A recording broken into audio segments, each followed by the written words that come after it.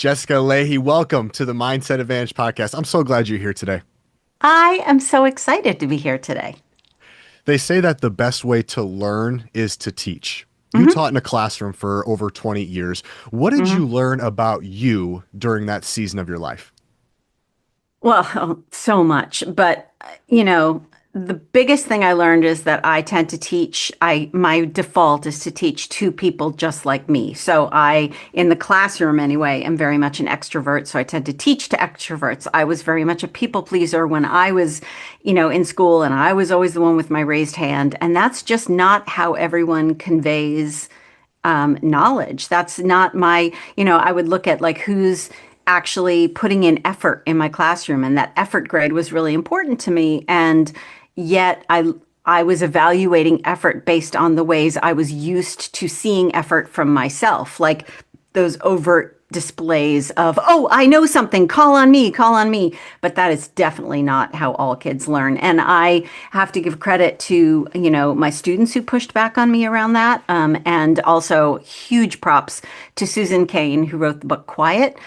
She and I did a podcast episode together about teaching kids who are quiet, teaching introverted kids, teaching kids who are just a little more, that's just not how they process. They may need more time. They may need to think about things. They may not be as likely to raise their hand and start spewing out the first answer that they have. And so, I did little things like, there had to be 10 seconds of silence before someone jumped in and answered a question, or just small things that really changed the way I taught. And to your point about not really understanding something until you teach it, I learned, from being an education columnist, I learned a lot about how we learn. And so I started giving control over in my classroom to the students. And there was a lot more peer-to-peer teaching, a lot more of the students being able to be the one in charge during the homework sessions and explaining,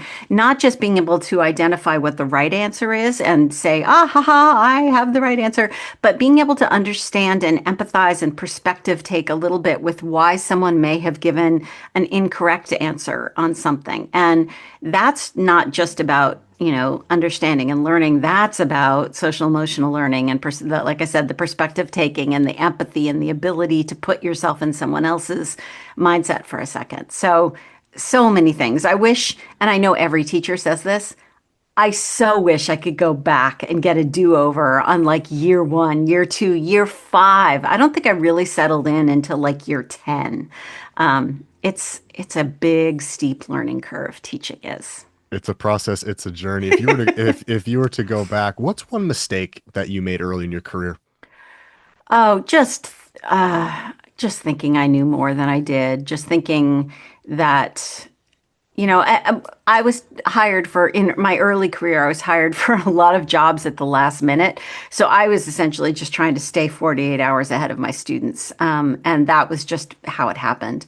A lot more letting them, I said this before, letting them be in control of the discussion.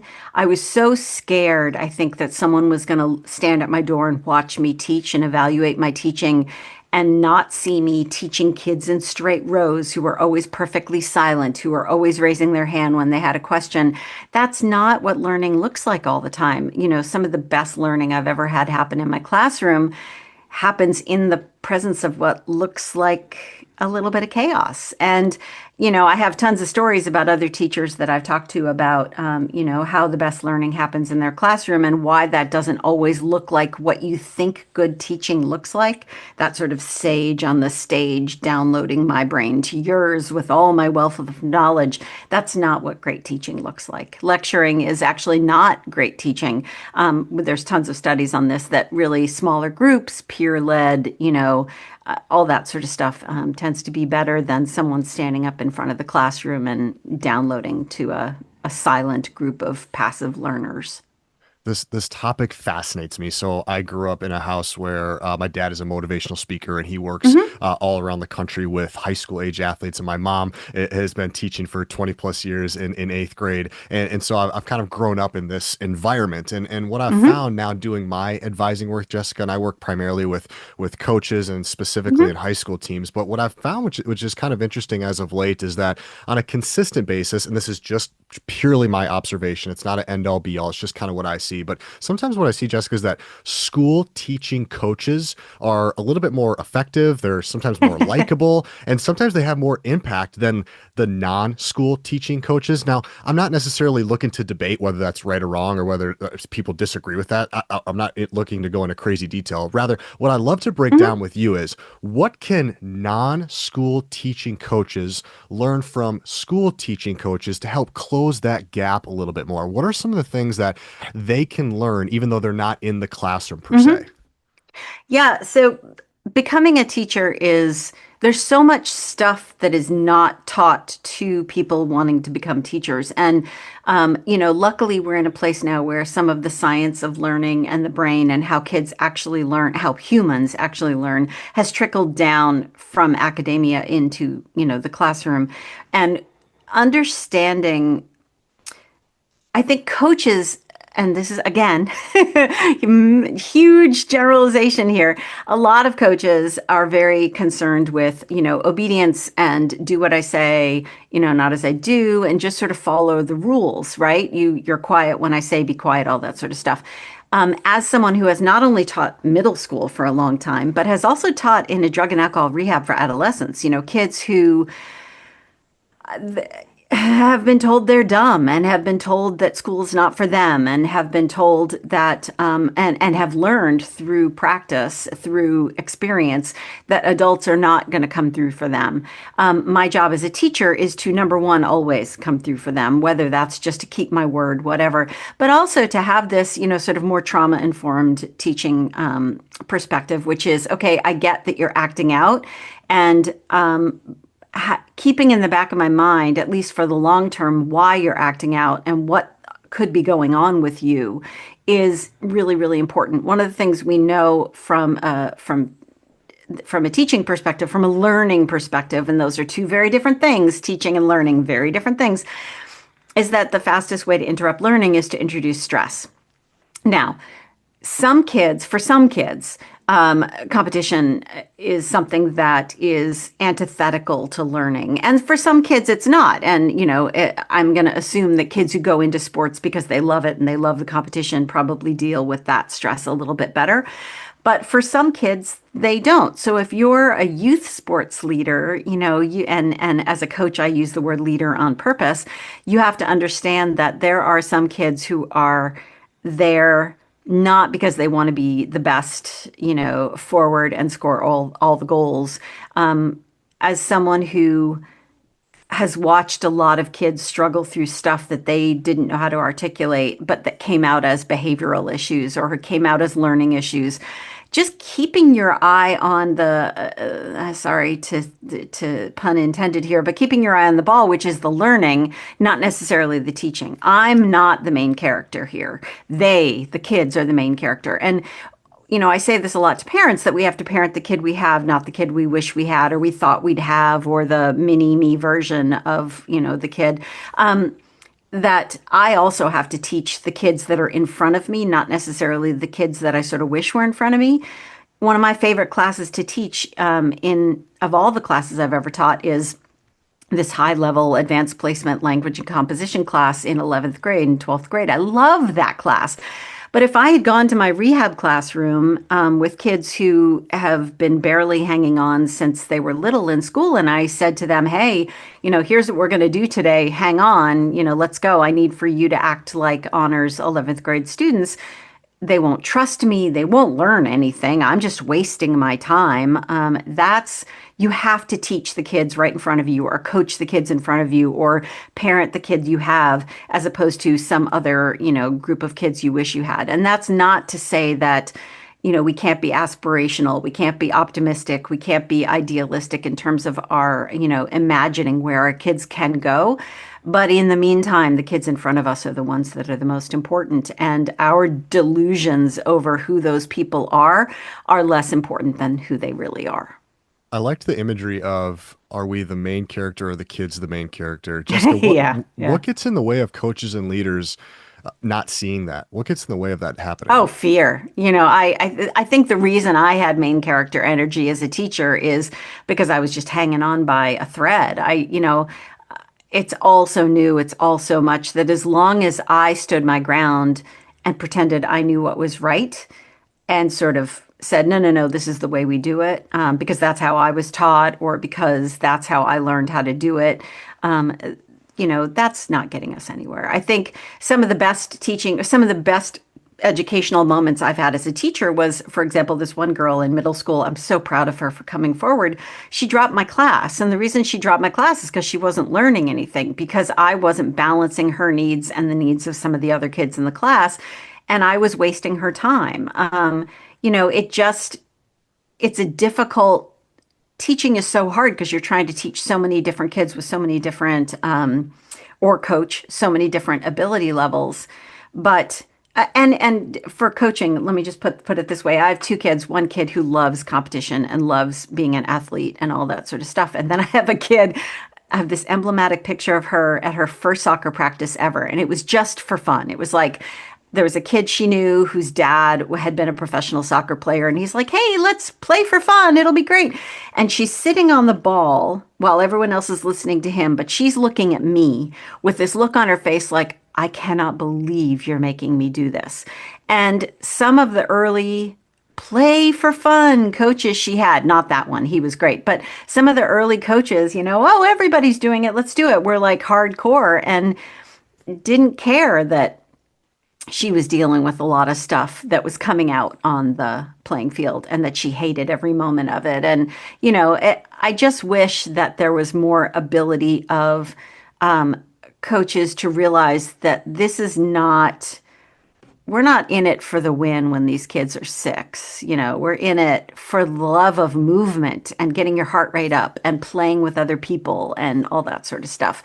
And I said this in Gift of Fail, or no, in Addiction Inoculation, my second book. There was this parent I was talking to, and she said, there's no like, you can't just start a new sport when you're in seventh grade anymore. That's not like a thing. So my daughter, who couldn't do sports when she was little for various reasons, now would love to start now that she's able. And there's no like, hey, try this sport out for fun. It just doesn't exist. And those kids are what, 12? So yeah, there's a lot of sports has been great for my big kid, and sports is an enemy to my younger kid. And that led to not even wanting to get out there and even hang with her friends, like as they were playing frisbee or anything like that, which is really upsetting to me. Yeah, when I think back to the kind of this question of the school teaching parent or school teachers that are coaches and non-school teachers that are coaches, as I reflected back on it, Jessica, one of the things that I kind of noticed was just the threshold of patience. I think school teaching coaches have a high level of patience because all day you have to be very patient in your environment, whereas those non-school teaching coaches come in, they're in different environments that maybe don't require as much patience. And I don't want to boil down just to one word, but I'd be curious to get your thoughts on A, do you think that's true? And B, how can we get non-school teaching coaches to be a little bit more patient in that realm? Is that something that can be taught, or is that something that's like, man, these teachers have that and that's why they're teachers?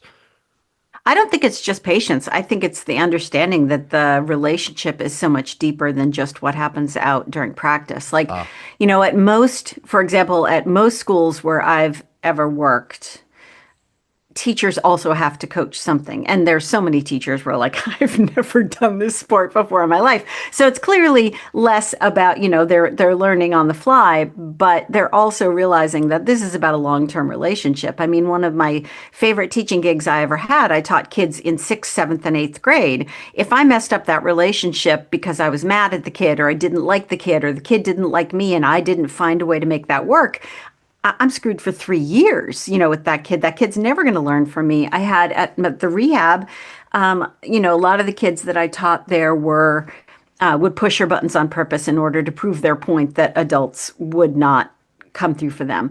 And I was having a bad day and I let it get to me and I sent her out of the class. And I don't know that I even yelled, but I got emotional and I lost her forever. That was it. She never trusted me ever again. And a lot of teaching middle school and high school was about finding the opportunities to connect. And if you know anything about learn about intrinsic motivation, so Edward Dece's work, Why We Do What We Do, The Science of Self-Motivation, and I think I got the subtitle wrong. But anyway, his whole point is in order to get someone intrinsically motivated to learn, to practice, to whatever, become, you have to have the kids need to have some autonomy.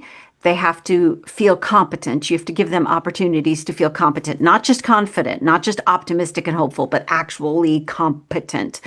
And you have to connect to them. And when I go to school, I speak in a ton of schools, and I often do faculty sessions in the afternoon. And the connection piece is like most of what we talk about because the science behind connection is not just around interpersonal connection. It's about connection to the material, emotional connection to the material. How is this material going to be relevant to me in my life? How do I connect to this material?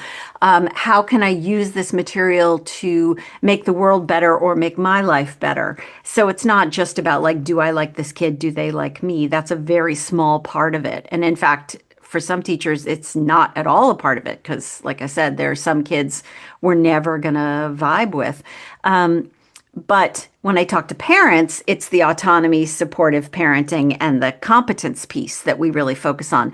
But when I talk to teachers, it's the connection piece. That's the secret sauce of teaching. So if you're coaching and teaching, that connection piece we are given as teachers new opportunities, new arenas to work that connection piece, and that can be great. When I used to teach middle school, we would take them on this team building orientation thing at the beginning of middle school, and the ability for students to see their teachers in a new light, either on a ropes course or, being scared just like they are on this particular thing that they have to do or having to team build with their teacher gives just one more opportunity for connection. And so I wish that coaches would think a lot more, and some do, again, some do, think a lot more long term. This is not about this season or next week's game. This is about a kid who's going to become an adult and need to be competent and need to and do you want them to still be engaged with sports when they're 26 as opposed to a kid who, is just engaged through the end of the season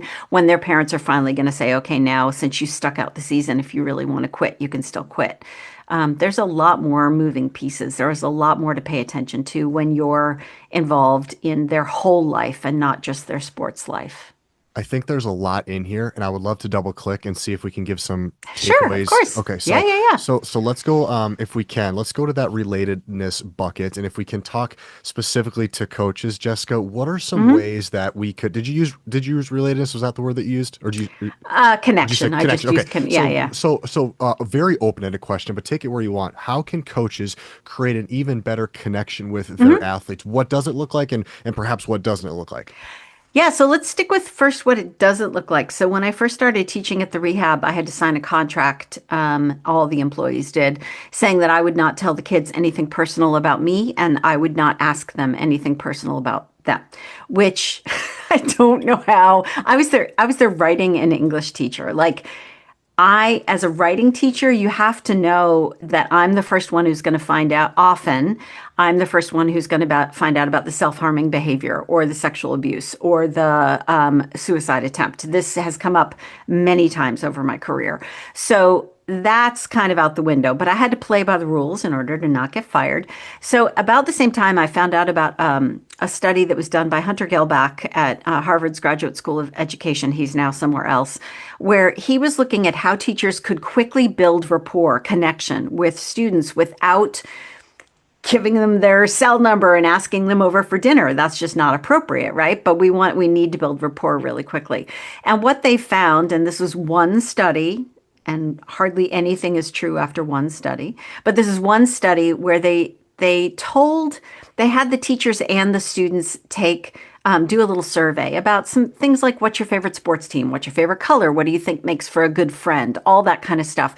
And then when the teachers took the survey and the students took the survey, they just told the students and the teachers when they had things in common with each other and not necessarily even what those things were. But what they found is that when kids knew that they had something in common with their teacher and when teachers knew they had something in common with their kids, they tended to not academics, their academic performance went up, which is great. There was a big academic achievement gap at the school, but also teachers self-reported they were spending more time with their students, like just walking around in the hallways or talking to them between classes.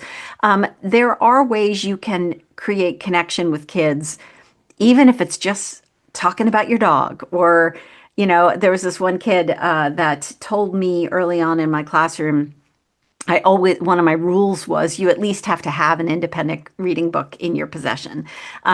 I got paid very little for that job. In fact, I went into it thinking it was volunteer, and all my money went for independent reading books because the kids stole them. But anyway, I don't care because that just means at least they have a book. And this one kid said, I don't read. And I said, oh, you don't like you can't, or you don't like to. And he said, oh, no, no, I just don't read. It's not my thing. And so we started talking about things he was interested in outside of school because clearly school was not his thing either. And he said, the only thing I care about is my dog. And I said, oh, what kind of dog do you have? And we got talking, he had a pit bull. We got talking about pit bulls. There is an incredible book on the history of the pit bull breed. And her name escapes me right now. It starts with a B, but it's a wonderful book about the pit bull breed. And I got that book for him and I gave it to him. And one of the counselors reported that he had been caught twice and kind of got in trouble, but kind of not, for reading under his covers at night. And this is a kid who said, forget it, never in a million years am I going to do any reading. And that changed our relationship. I mean, that wasn't just about reading for him, which obviously is important to me. That was about our relationship and my being willing to get to know him and find out what he's interested in. And you better believe I read part of that book too, so that we would have stuff to talk about. It takes work. The connection piece takes work, but it's not about I like you, you like me. Let's make sure we spend a ton of time together. It's about finding ways in when there don't appear to be any. And I think for coaches, it's probably stepping outside of the rectangle of the football field Yeah. or the Yeah. basketball court. That's probably that's where you get a little more creative. But Mhm. if we're trying to create connection, perhaps we do have to be creative. And I think some coaches could probably be listening and saying, well, how is that going to help my Yeah. athlete perform better? Right. And to that you would Mhm. say what? That it may not tomorrow, but it definitely will because I know for a fact that the students who have gotten to know who I am through my dogs or those kids are more invested in my relationship. And when you're more invested in a relationship, you want to please that person. You want to perform for that person. And I actually don't care so much about kids who wanted to perform for me. I really cared that they wanted to perform for themselves.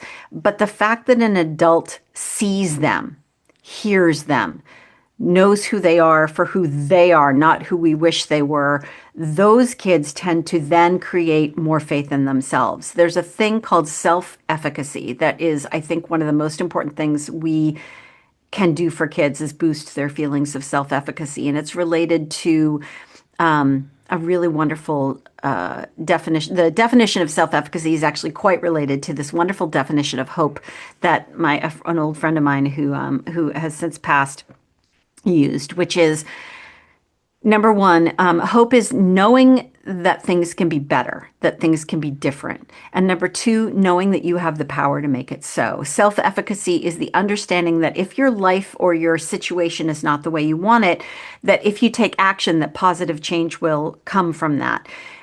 The kids in my rehab classroom had extremely low levels of self-efficacy. And by the way, these were not like all poor kids, foster kids, all the kids that you think would end up in my rehab classroom. A lot of these were kids who went to very hoity-toity private schools who had no autonomy. Their parents told them what to study, when to study, where they were going to go to college. All of these kids, for very different reasons, had low levels of self-efficacy. And so that self-perpetuating cycle of why bother? Like, not only why bother, good things won't result, but why bother to stay sober? Like, that's got to be the starting place for any kind of goal setting and all that sort of stuff. In order to do goal setting, you have to have some sense that it's going to matter whether you set goals and whether you achieve goals, even if they're just your own personal goals. And all of that has to do with the relationship. I think anyone who's thinking that a relationship is just about will they listen to me and will they do what I say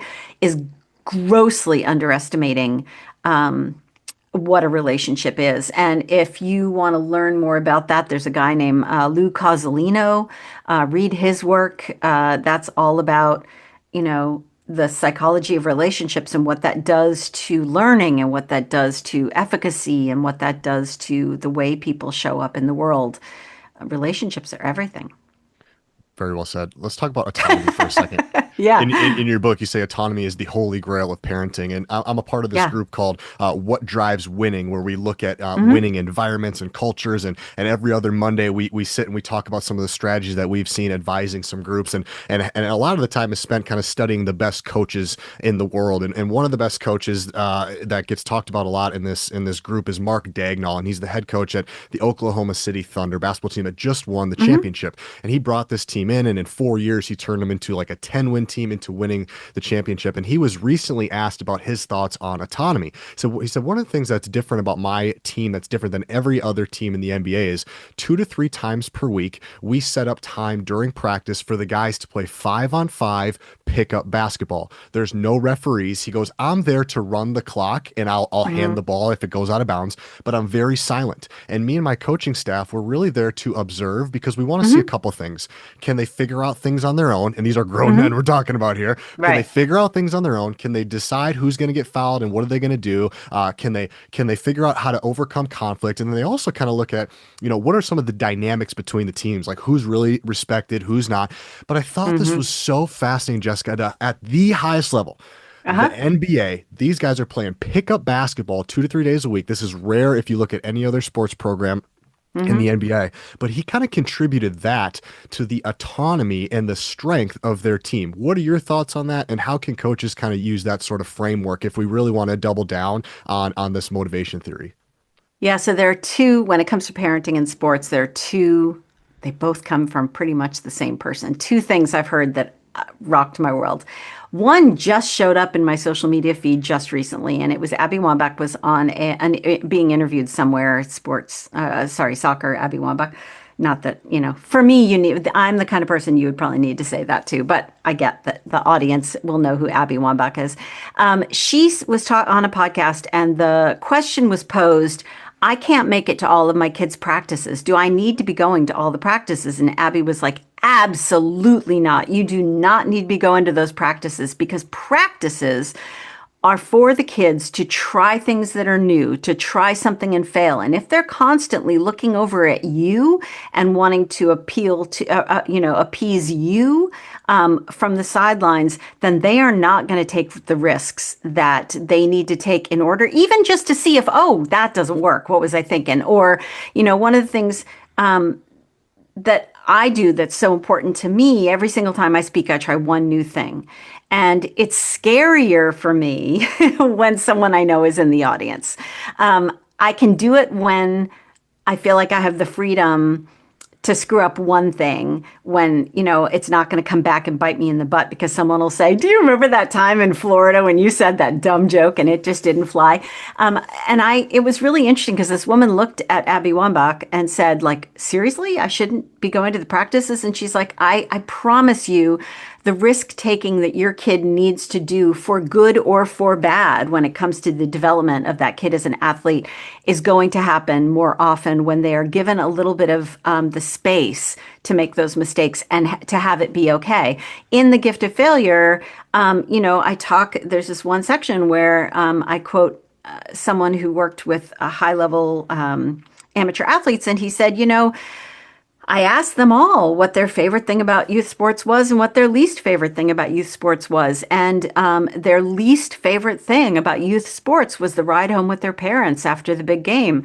And given that as a parenting and education expert, knowing that some of the best conversations happen in the car because you're not looking eye to eye. You're kind of, it's a parallel play kind of situation that can be where you can be more vulnerable. It's less intimidating. That's devastating. And what I find fascinating is they said that their favorite thing about youth sports was when their grandparents came to watch them play. Ask most grandparents why they're there at that practice or at that big game to watch that kid play. I should say at the game, since I said you're not supposed to go to practice. It's because for the love of the kid and the love of the sport and watching the kid play and watching the kid be proud of themselves. And, that there are places where when I go there and say that, like that doesn't go over really well in really high intensity sports places like Dallas or Houston. And I speak a lot in Houston and Dallas. I don't know why this tends to happen. There are a lot of towns I seem to go to over and over and over again. But that sort of like be more like the grandparent and less like the really judgmental parent. That's really important, I think, anyway, that space to let kids try and fail and to be okay with that can be really hard. It's hard for me as a parent. I want my kid to feel smart. I want my kid to feel capable. I want my kid to feel I can do this. And so seeing them screw up is not just hard on me. For a lot of parents, it's embarrassing and it's some sort of judgment on them as like the parent. Was I not a good enough parent? Was I not a good enough sports parent? Because my kid just made a goal on their own goal. What kind of parent am I? But that kid's never going to make that mistake again. Like that happens once, and for those mistakes are important. Those mistakes are essential. What piece of advice would you have to a parent or coach who wants to give their kid or student athlete more autonomy? I think probably the obvious is like just do it or just try it Yeah, and yeah, just yeah, yeah, practice it. Is there yeah. something beyond that, or is it, hey, it's simple but not easy?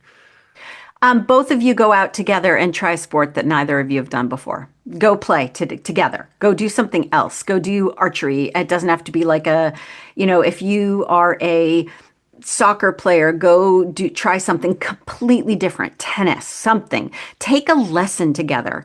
And that's not just for sports parents. It is humbling to take a lesson with a kid whose brain is developing at an extraordinary rate. I took guitar with my eldest son, and I also actually, well, we'll stick with guitar. I took guitar with my eldest son, and he learned so much faster than I did, and he was so much more agile than I was in terms of his coordination, and it was humbling. I retook algebra with my eldest because I had been told as a little kid that I wasn't a math kid, and after I read Carol Dweck's work, and mindset, I got really pissed off about that at that seventh grade math teacher who told me I wasn't a math person.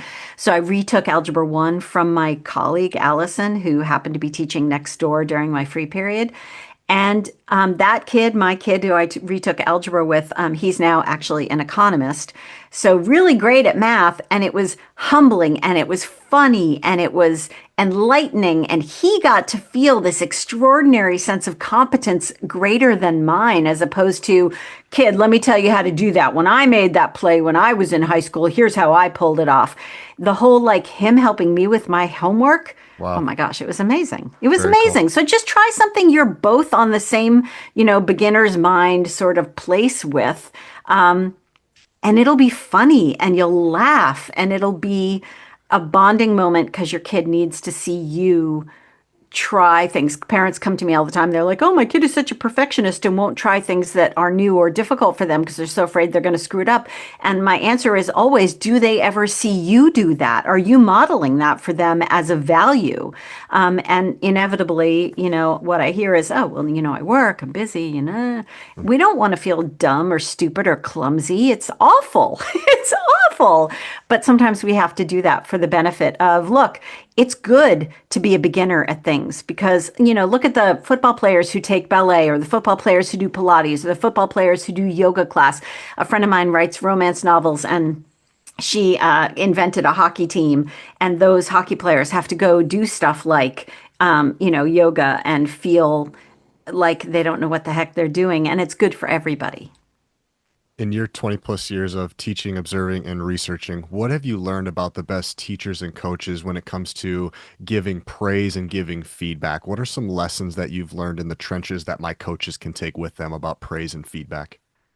Development, not just in a sport, but like as a writer, let's take writing, for example. Writing is such a slow burn progress thing. Like you're not going to see a ton of progress since last week or since, even a year ago. You know, it you evolve so slowly. And it's very similar to some sports where you're evolving unless you like pick up a skill really quickly. My niece was an incredible wrestler. She was for 3 of her 4 years of high school was the state champion in her weight class in Arkansas. And she says the same thing, like, those skills you can only pick up because you've tried them a bajillion times and it works sometimes and doesn't work other times. But one of the coolest things that one of the schools where I worked did is they kept writing samples for every single year the kid had been there. So I was able to say, okay, but I know it feels like you're not making progress, but let's look at where you were with your writing a year ago, 2 years ago, 3 years ago. That's why tapes, for, playing, I guess, can be helpful. It's horrifying having to see yourself do stuff. When I was a ski instructor, I had to get video taped. It was horrifying because what I thought I looked like as a skier was not what I looked like as a skier. But I learned a ton. So whether it's a parent or whether it's a coach, not great job or good effort, that's empty. That doesn't give the kid anything solid to hang on to. But you know what? I'm really proud of you because like 6 months ago, you would have not stuck with that math homework as long as you did. You would have freaked out and given up and said, I can't do this, forget it, I'll just hand it in blank. And you stuck with this for like 15 minutes tonight, and I am so proud of you for that. Or you could not have done, in fact, this has been a big growth thing. My daughter came of age in high school during COVID, and social skills were not something she was able to learn the same way I was when I was in high school. And so when it comes to things like having to ask people for help, having to admit that she doesn't know something and to ask for help with that, I'm doing a lot of let's remind you of where you were 4 years ago and how unable you were to do that given thing. Or look how resourceful you were in this moment when you screwed that up. I'm really proud of you. Or even just saying, I'm so proud of you for asking for help because you would have just kept quiet, hope we moved on to the next thing. And as a teacher, I can't help kids who aren't willing to say, I don't know, or I don't understand, or I need help. And that's, again, where Carol Dweck's work comes into play for in my classroom anyway. Oh, that's fantastic. In your book, you talked about Carol Dweck's. I know this book is a decade old here, but you talk about a study about them getting an 8 out of 10 on a score. Yeah. And I thought this was really eye-opening. Could you tell my Yeah. listeners about how this study went and how perhaps they can use it in their own lives? Yeah, so when I talk about it, for example, when I'm on stage doing this talk, I sort of squish a whole bunch of her studies together because it's sort of the ability to understand the power of what she teaches is really important. So picture you have a whole bunch of kids and they're all going to take a math quiz. Carol Dweck comes in, she's going to give them a math quiz. It's all right in their sweet spot. It's not going to be too hard, too easy for any, one huge group of kids. And then when they get their grades back, for half of them, she says, oh, sweetie, you got an 8 out of 10. You must be so smart. And the other half, she says, oh, sweetie, you got an 8 out of 10. You must have worked so hard. And then she would go into the next iteration of the quiz, which is a slightly harder quiz. And the expectation, of course, would be that kids wouldn't do as well on this one. But what's interesting is the kids who were told how hard they worked, praised for how hard they worked, actually did the same or a little bit better. But the things that interest me most from a teaching perspective, especially one who is trying to construct a classroom where no one feels the need to cheat, because cheating, if it's easy to cheat on something, then I'm not necessarily doing my evaluations very well. My evaluation shouldn't just be about regurgitation. So what's fascinating is kids who believe the effort was part of some sort of had intrinsic worth, that there's less cheating. They tend to cheat less often. They tend to lie about their grades and sort of not overly inflate their grades less. They're also more interested when given the opportunity to look at the quizzes of the kids who did better than they did in order to learn from what those kids did right, as opposed to, looking at the quizzes of the kids who did worse than they did, so that they could feel better about themselves. There's all sorts of interesting, and again, this is way overly simplistic. In fact, Carol Dweck, since she first wrote Mindset, has had to come back out writing op-eds to say, look, my work is being ridiculously oversimplified, because of the way it's been written about. This is not just about praise kids for effort. That's not at all what her message Oh, is. interesting. So fixed and growth mindsets really are, a growth mindset is the understanding that that effort is part of intelligence, that intelligence is malleable, that the horsepower there's no like IQ score number I was born with, and that's the end all be all of my ability. That learning is about effort, that things will get hard for you at some point, and how you deal with when it gets hard. Are you going to stick with it, or are you just going to kind of give up and say, oh no, I was told I'm not a math person, this must not be for me. A growth mindset is the belief that there is value to having to work hard, because you understand, this is the more you understand about the human brain, the better, especially when it comes to adolescence. In adolescence, that front part of the brain that does all the adulting, most of that is not even hooked up yet in an adolescent. So understanding that will help you be less angry at your adolescent for not being able to do everything the way you want to be able to do it.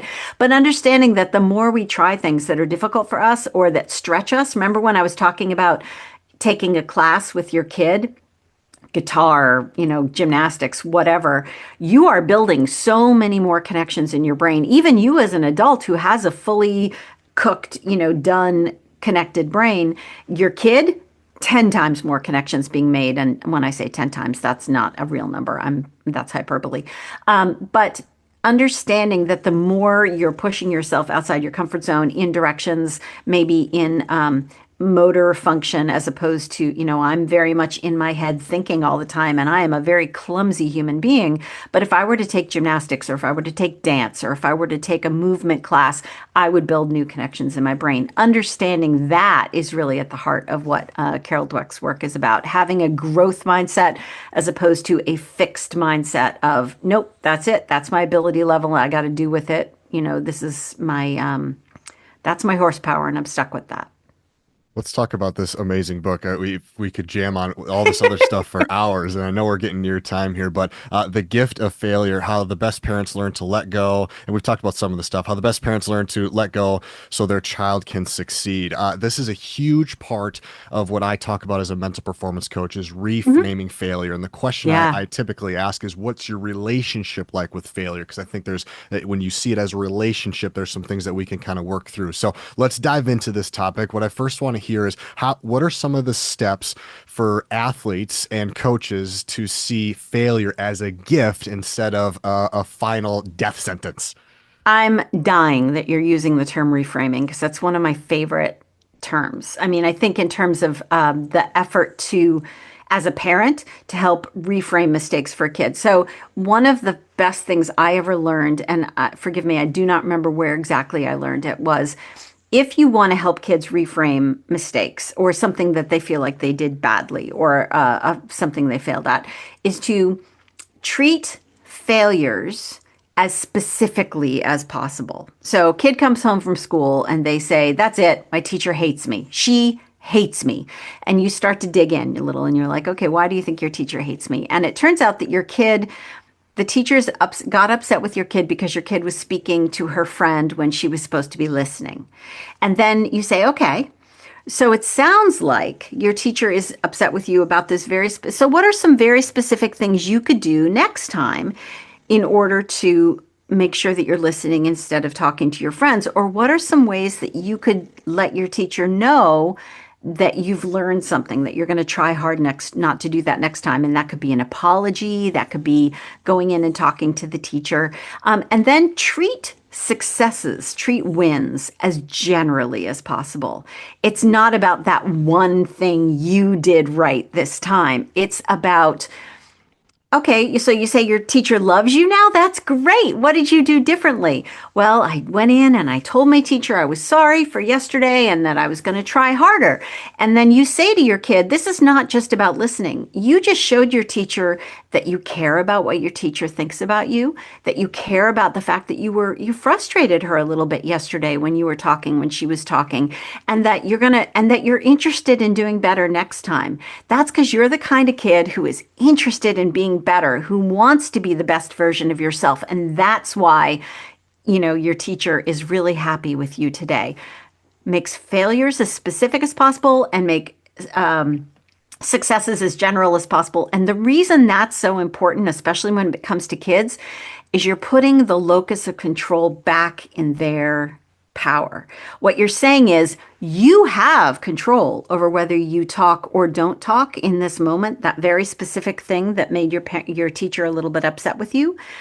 And look how much your relationship with that teacher has changed when you took this action. Again, we're back to self-efficacy. Look how much you've changed, not just your relationship with that teacher, but with how tomorrow could be different because of what you did today. And I think in sports, that can be really important because you can also abstract that out to, this is not about one person. This is about all of us as a team. See how your attitude change here affected that guy all the way on the other side of the court that, this is not just about, and this is again back to relationships. This is not just about a relationship. This is not just about a mistake. This is about a total team ethos and culture. And what's interesting is when you extrapolate that out to, for example, substance use prevention. Again, I'm in recovery. I have two kids who are at higher risk of substance use disorder. And so I wrote this book because I couldn't find this book. Some sports can be incredibly protective against substance use. And some sports can really add risk for various reasons, whether that's because of the risk of more head trauma or because of the amount of marketing that's done within that sport by the alcohol industry, all kinds of stuff. There are, a top 4 sports. All of them happen to be very high impact sports and very high marketed to sports.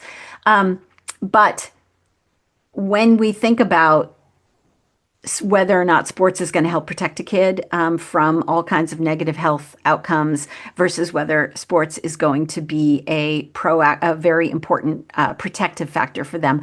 A lot of it comes down to the ethos of, I hate to say it this way, but all for one and one for all and all for one, or whatever it is. Like for example, cross country happens to be protective, and I've been to a lot of cross country meets where every single kid on that team waits for that last kid who's a little overweight, who has never really finished in the money, come over that line with 2 tampons shoved up his nose because he got cleated at the start. All that sort of stuff.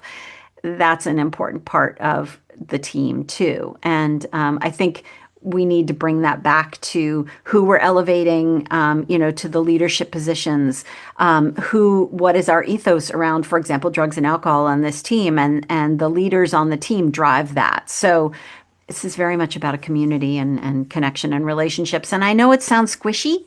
I know it sounds those are soft skills. They're not. They're not soft skills at all. They're really, really essential, important skills. I want to share with you a video that I think is really powerful, Jessica, that Please do. I share a lot with my athletes when it talks about how to reframe failure. So the video Hmm. is of Kobe Bryant several years ago talking about how he views failure, and it's a complete Hmm. 180 for how most people view it. I'd love to just kind of get your thoughts on it. So check this out. Feel anything other than what's in front of you. So I try to just be dead center. So a lot of people in general are afraid of failure. How did you become one of those people who doesn't seem to be afraid of failing? It doesn't exist. It's not existent. What the hell does that mean? Seriously, what does failure mean? It's not, it doesn't exist. It's a figment of your imagination. What does it mean? You're pulling a Jedi mind trick on me I'm right now. I was serious. like, does it exist? No, I'm serious. I'm trying to think, how can I explain it? So,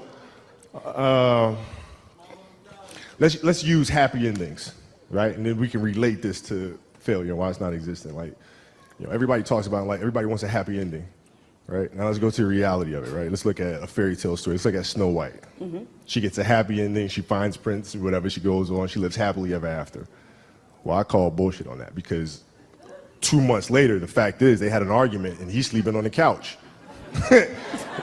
Right? So the point is, the story continues. The story continues. So if you fail on Monday, the only way it's a failure on Monday is if you decide to not progress from that, right? So to me, that's why failure is not existent.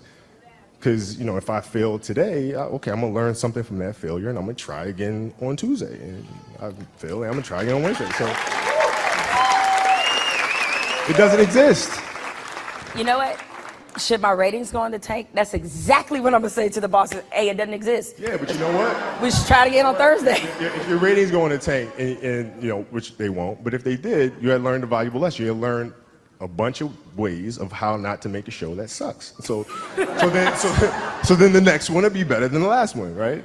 So are you telling me then, let's just say all the career statistics that you've compiled, they all still exist, you still play for the Lakers, still, and all of that still happens. If you finished your career without a championship, you would not have looked at that as a failure? No, I would have looked at it as being extremely disappointed because I had a dream and I had goals that I wanted to accomplish, right? And if I don't accomplish those goals, I have to ask myself why, right? And so from my position, the reason why I would not have accomplished those things is poor leadership, failure to communicate properly with my teammates to put them in positions to be successful, lack of preparation.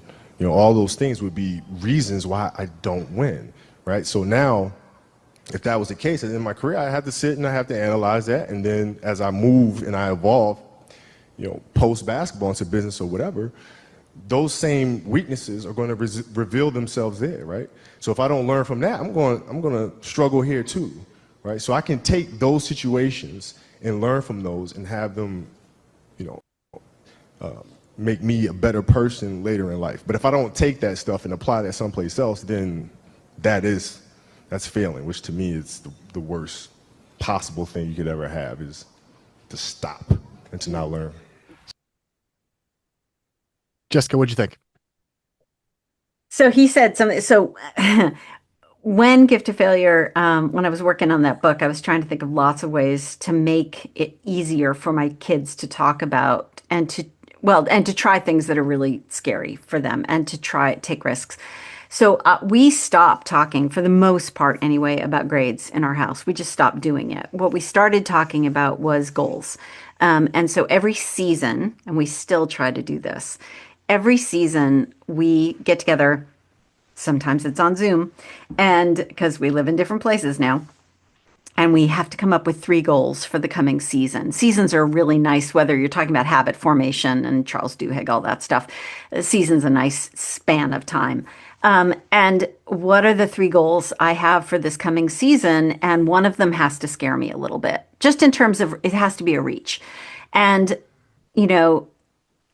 my kids' goals can't be my idea. They have to be their goals. So the nice thing about this is no one outside of our family has to know what those goals are.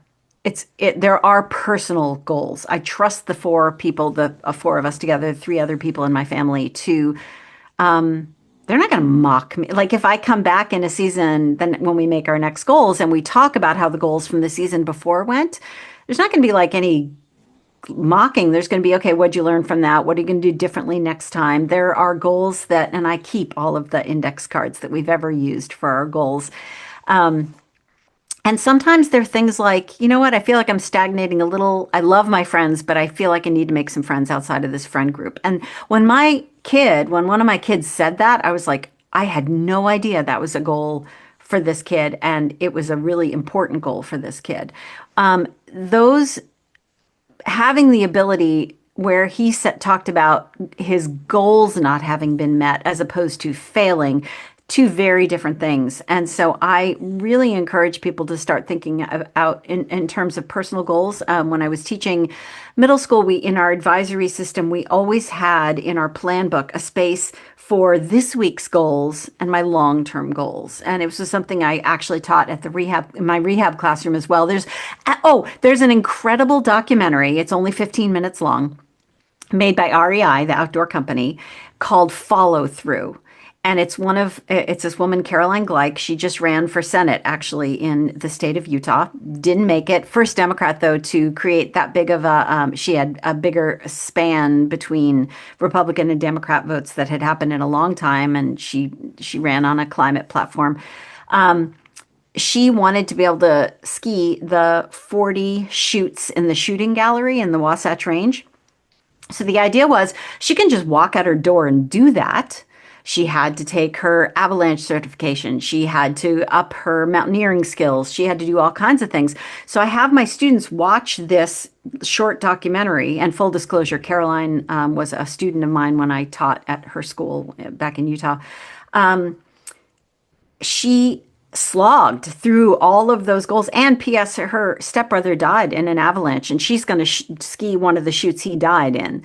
So she has very personal reasons for doing all these things. And sure, if she hadn't achieved it, then REI probably wasn't going to make a documentary about her. But that was a very personal set of goals for her and for her husband, who is an incredibly supportive partner. That's and then I turn to my students and I say, okay, come up, tell me what your big, crazy dream goal is. I don't care how out there it is. And for a lot of kids, it was like, be a rap star. I'm like, cool. What are 3 short-term steps, goals, tasks you can take in order to get closer to that? Like what practical, under your control steps are you going to take? And of course, spoiler alert, the first one is probably going to be I have to stay sober because I can't do anything unless I'm out there and actually interacting with the world. And whether it's my kids or me or my kids seeing me having to take on a risky goal, a scary goal, or my students starting to think really practically. And again, this gets back to self-efficacy. The more they see that they have control over these small steps toward a larger goal, that's where the wins happen. And there is no failure in that. There's a goal on a bunch of my cards that I've still never achieved. And part of that is because I haven't tried hard enough. I haven't tried enough times. My literary agent rejected me for 10 years before I finally signed with her. It just wasn't the right project. It wasn't the right timing. It wasn't the right whatever. And I'm so grateful she's my agent. But I learned from every single iteration of her saying, this isn't the right thing for me. So Yeah. perhaps the best way to improve your child's relationship with failure is to model your relationship with Yeah. failure. Yeah. Yeah, start thinking more in terms of short-term achievable goals. Start modeling that for them. There was a mom who asked me one time, why won't I can't get my kids to read for fun, like just to read because they love it. And I said, do you read for fun? Do they ever see you read is that an important thing in your household? And she had to admit, no, actually, I don't. And when I do, it might be on a tablet, but they don't know what I'm doing on my tablet. So, it's we can't be doing the do as I say, not as I do thing because that doesn't work, especially for kids. And maybe remember Kobe Bryant that failure doesn't exist. This Yeah, is he's Jessica. This right. this has been so much fun. I absolutely love the book. There is so much in this book, you guys. I can't recommend it enough. The Gift of Failure: How the Best Parents Learn to Let Go So Their Children Can Succeed. I highly, highly recommend it. Last question here as we kind of close Hmm. down, and take as long as you would like on this because it is a big one here. But you've spent 20 years in the classroom. Hmm. You've spent years, decades researching childhood development, and you've written a New York Times best-selling book. Knowing what you know now from being in the trenches for the past 2 decades, what's the greatest piece of advice that you'd want to tell coaches or parents listening?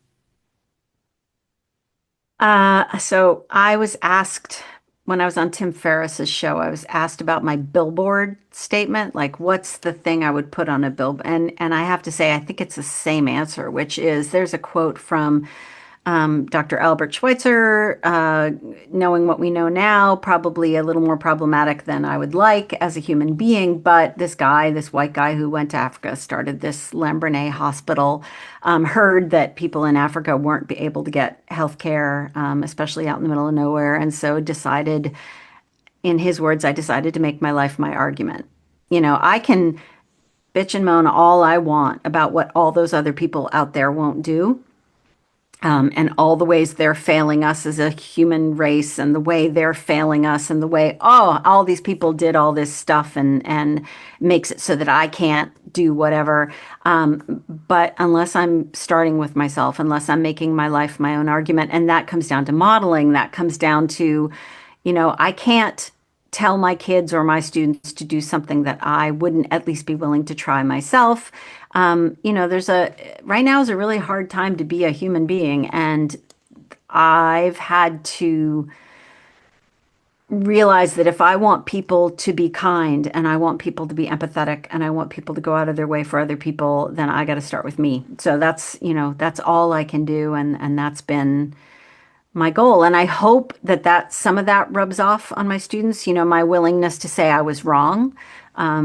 My willingness to say, you know what, I made a mistake the other day, and I've been thinking about it, and I did some research, and this thing I said was wrong, but I learned, and so I want to teach you the right thing now, because I don't want you to ever be the kind of person who has to like dig your heels in when you've said something wrong, and just, keep pushing that agenda, because you don't ever want to be seen as the kind of person who's wrong about something. I was wrong. I admit it. Let's do better next time. I make my life my argument. Fantastic advice to leave us on. Jessica, thank you for your time. How can my listeners best support you? Oh my gosh.